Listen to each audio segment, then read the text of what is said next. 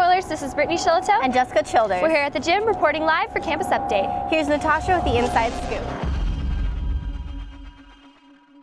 Hey, I'm Natasha Grandeman and I'm at the HBHS gym where the homecoming festivities kicked off with a circus-themed assembly last Friday. As the students piled into the gym, they were greeted by a performance from band and color guard. There were also great performances by dance team, hip-hop team, cheer, and ASB. The audience and faculty got involved when the ringleader called for a hula hoop contest between all grade levels. The assembly ended with Cameron Trentini being crowned homecoming king, and I got to ask him a couple questions. The following night, the Under the Big Top homecoming dance was also held at the HBHS gym.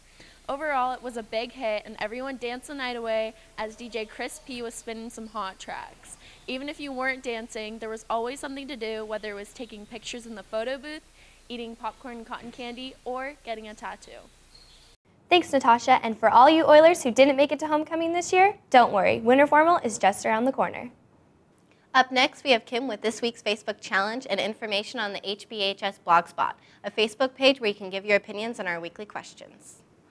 Hi, I'm Kim McCormick with last week's Facebook challenge winner, so let's go in and get her. Hi, I'm with Campus Update. Is there Adrian Lee in here? Congratulations, but before you can win your prize, can you tell me what year and where the first homecoming was? Illinois, I don't know the year. 1793. 1793? Yeah. Congratulations, here's your prize. Thank you. If you want to be next week's Facebook challenge winner, be the first to answer the question, what is 2011's most popular celebrity Halloween costume, and be the first to post on our wall. Also, don't forget to check out our new blog, HBHS Blogspot, on our Facebook page to answer questions and possibly be featured on the show. Back to you in the studio. Here's Katie in the quad. Hey Oilers, Katie in the quad here, asking you about your homecoming. So boys, how did you ask your date? I bought her flowers. I know we only knew each other for such a certain amount of time, but I'm starting to grow these certain feelings about you, and I just wanted to know if you would go to homecoming with me. Then I dumped her. I wrote it in the sand at the beach, but I spelled homecoming wrong. Girls, how did you get asked? My boyfriend asked me in Barnes & Noble and we got busted by a security guard and kicked out. He made me a giant cookie and it said homecoming with me. I asked my friend from another school, I was like, hey, you want to go to homecoming with me? And he was like, yeah! More people are beginning to recognize the power of the tablet computing since the release of the iPad. I'm actually using one right now as my teleprompter. These devices are poised to change the way we do things in much the same manner as the iPod and the iPhone have changed the way we listen to music and use our iPhones. As a combination of textbook, workstation, and connection between teachers, students, and the world, it represents the future of education. Our science department is embracing this future by bringing the iPad into our classrooms, where they will be used in everyday discipline of science regardless of grade and ability level. Students will be able to conduct a virtual lab and simulations, take paperless exams, and engage in exciting hands-on nature projects. Science and technology go hand in hand to shape the future, and HBHS will again be on the cutting edge with this new iPad. However, iPads don't grow on trees, so the HB Educational Foundation, in an effort to raise funds for the Science Department's purchase, will be donating proceeds from this year's Casino Night event to the cause. Last year's Casino Night brought in $26,000 for the math departments, and they are hoping to get even more parents and community members to come out this year to support science. Casino Night is always fun, so if you want your science classes to be even more awesome, make sure to get the word out to your parents and friends to come to Casino Night on November 5th. The Science Department has asked us to express their extreme appreciation for HB Educational Foundation's generosity in funding this project. So far, we have had a new teacher that dances and a new teacher that plays baseball at Wake Forest. Here's James to welcome yet another one of our new teachers to campus. Hi, I'm James HANRAHAN here with the new teacher in the English department, Miss Colgate. Let's go see how our class is doing. I graduated in 2009 from the University of Colorado Boulder. Go Buffs. I loved my experience. I almost did too much, but you can never do too much in my opinion. I did grow up in theater, so I do sing. I still sing every once in a while, but I'm not doing any stage productions at this time. Oh, sing a duet? What? Sure, why not? Won't hesitate no more, no more. It cannot wait. I'm yours. In early October, Governor Jerry Brown signed the DREAM Act into law. The legislation allows illegal immigrants who graduate from high schools in California to apply for grants. The law also gives students the right to both private loans and public aid to help in paying for their education. About 1% of the Cal Grant funds will be affected. This law becomes effective next July. Have you seen the flyers in the bathrooms? Here's Brandy Grant to tell us what they're all about. On October 14th, author Simone Elkis visited our library to discuss her Perfect Chemistry, Leaving Paradise, and the How to Ruin book series. All in all, the event was a great success, and at the end of the day, Miss Elkis raffled off free books and journals to give to her fans. I would say that for people to just write how you talk, don't worry about all those rules you learned, and to have a story come. Get your characters in horrible situations and try to get them out of it. And once they get out of it, put them in another horrible situation. Have you ever sat at home for hours wondering what to wear on your date? Well, it shouldn't be that hard. So here are Brett and David to help you with a few dating fashion tips. I'm Brett URABE. And I'm David Harris. And this week, we're talking fashion. Today, we're here with Miss Breyer. So when I go on a date and I want to look impressive, I make sure to wear a good pair of skinny jeans, cute heels, and a nice flatter top. I do prefer one type of style on my date.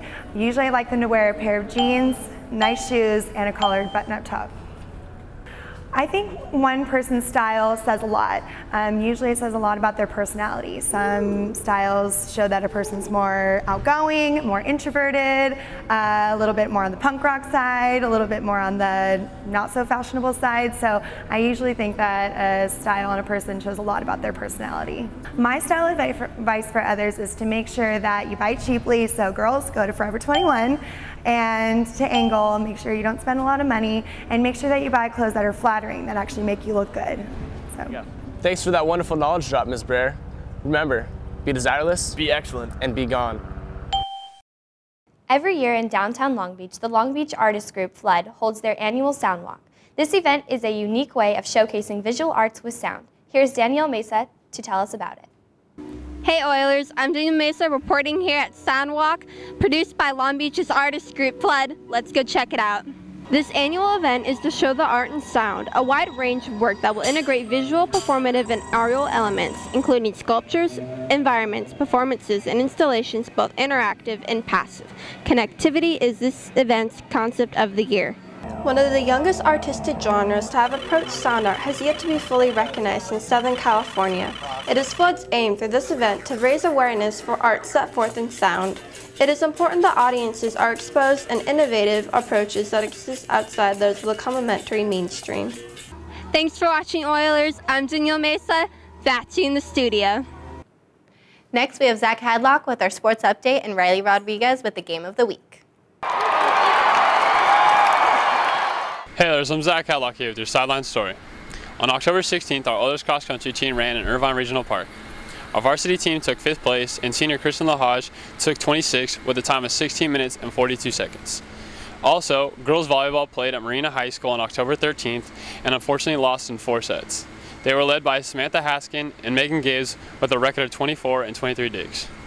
Also, our water polo team played Marina at Newport Harbor High School and slaughtered their opponent 23-3. Our football team plays this Friday the 21st against Newport Harbor High School, and it's the biggest game. Come out and support our Oilers. Good luck, guys. Game of the week. Hey Oilers, it's Riley Rodriguez here at the homecoming football game. Today's game is against Marina High School. Good luck, boys. Chris Ogilvie stood out on defense with an interception return for a touchdown.